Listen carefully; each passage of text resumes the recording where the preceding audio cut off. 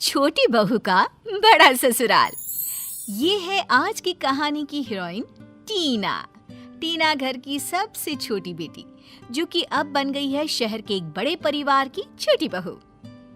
दीदी, तुम कितनी भाग्यशाली हो। तुम्हारा ख्याल रखने के लिए तुम्हारे पास 4 बहुएं हैं। बस भगवान की कृपा है कि मुझे 4 सुशील और सुंदर बहुएं मिली है। जब तक ये सभी एक दूसरे से आपस में प्यार बनाए रखे, तब तक मेरे घर में भी प्यार और शांति बनी रहेगी। बहू, जरा मौसी जी के लिए चाय तो लाना। टीना, चाय तुम दे देना, मुझे एक अर्जेंट कॉल आई हुई है।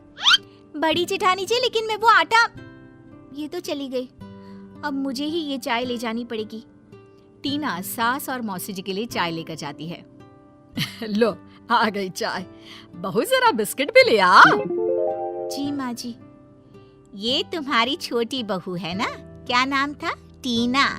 हाँ, बहुत ही कामकाजी है, घर के कामों में बहुत मदद करती है, बड़ी प्यारी है। अगले दिन, अरे बहू, जरा छत से वो कपड़े ले आ, रात से वहीं पड़े हुए हैं।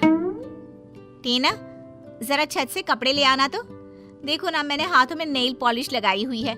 अगर मैं कपड़े ले आई तो वो पूरी खराब हो जाएगी। लेकिन भाभी, मैं अभी नाश्ता तैयार कर रही हूँ। अरे कुछ नहीं होता, टेबल पे ही तो लगाना है, वो तो 2 मिनट में हो जाएगा। लेकिन अगर तुम कपड़े अभी नहीं लाई तो मम्मी जी का गुस्सा तो तुम जानती ही हो। टीना छत पे कपड़े लेने चली जाती है। शाम को टीना चाय ले जा रही होती है। टीना, अगर तुम चाय बना ही रही हो तो एक कप मेरे लिए भी बना देना और मेरे कमरे में दे देना। Thank you. यहाँ सबने मुझे नौकर समझ रखा है। जब देखो मुझसे ही सारे काम बोलते रहते हैं। मैं भी इस घर की बहू हूँ, ना कि नौकरानी, जो कि 24 घंटे काम करती रहूं। रात को टीना का पति काम से आता है। जरा नीचे से पानी तो ले आना। अब तुम भी मुझसे ही बोलोगे। एक तो सुबह से पहले से इतने काम करके थक चुकी हूँ, ऊपर से तुम भी मुझे अपने काम बोलो। अरे क्या हो गया है तुम्हें? किसका गुस्सा निकाल रही हो? किसका? तुम्हारे परिवार वालों का। और किसका? तुम्हारी तीनों भाभी मुझे छोटी समझकर अपने हिस्से का काम भी बोलती रहती है। ऊपर से तुम्हारी माँ, वो तो कुछ काम ही नहीं करती। मुझे लगा यहाँ आकर मेरी जिंदगी बदल जाएगी, लेकिन मैं गलत थी। मुझे छोटा समझकर यहाँ पर मुझ पर हुक्म चलाया जा रहा है। लेकिन अब बस, मैं और नहीं सहूंगी। तो क्या करोगी तुम? काम करना छोड़ दोगी? तभी बड़ी भाभी की आवाज आती है। अरे छोटी, तेरे लिए दूध लाई थी, सारा दिन गिलहरी की तरह फुदकती रहती है, पी ले।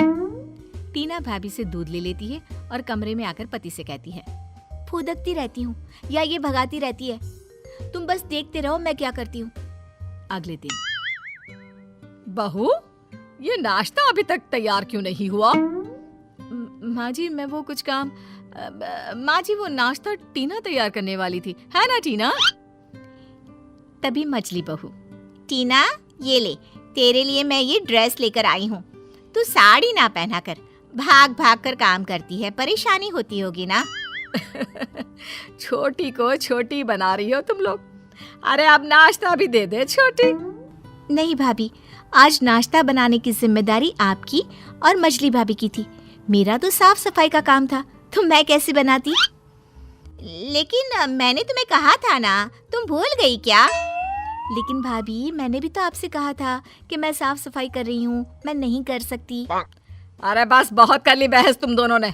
जाओ और जल्दी से नाश्ता तैयार करो। और तुम टीना बहू, जो कर रही थी वो जाकर करो। कुछ दिनों बाद तीनों बहू टीना के बारे में बात कर रही होती हैं। आजकल देख रही हो भाभी, टीना कितनी बदल गई है। पहले तो जो बोलो कर देती थी, अब बिल्कुल नहीं करती। उल्टा हमारी डांट पड़वा देती है मम्मी जी से। हाँ, अब उसे कोई भी काम बोलो ना तो साफ साफ इनकार कर देती है। भला कोई अपनी जिठानियों के साथ ऐसा करता है क्या? हम उससे बड़े हैं, पद में भी और उम्र में भी, तो उसे हमारी सारी बात माननी चाहिए ना। किसको तुम्हारी सारी बात माननी चाहिए? मम्मी जी, वो टीना आजकल कुछ अजीब सा बर्ताव कर रही है।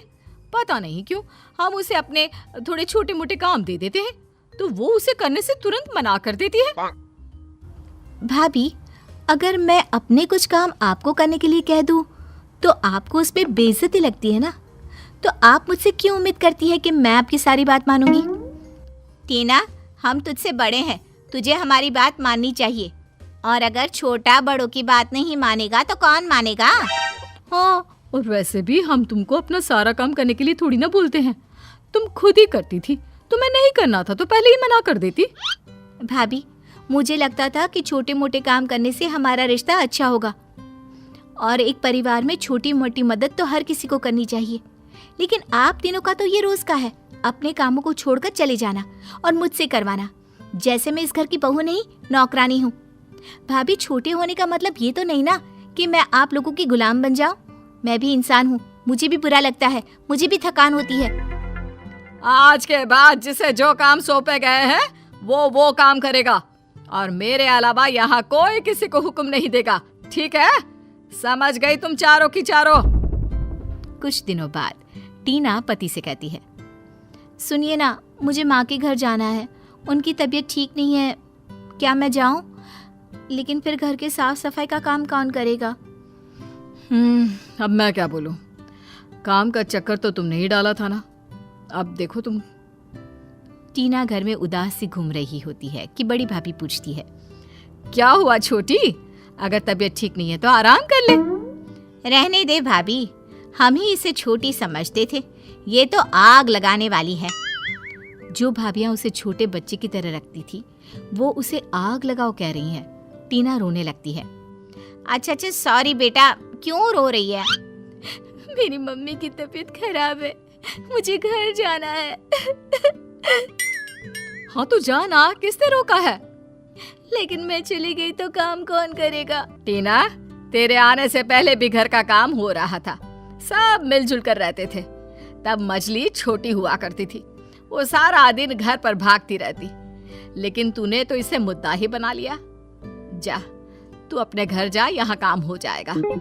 हाँ टीना जा, यहाँ की चिंता ना कर, हम है ना।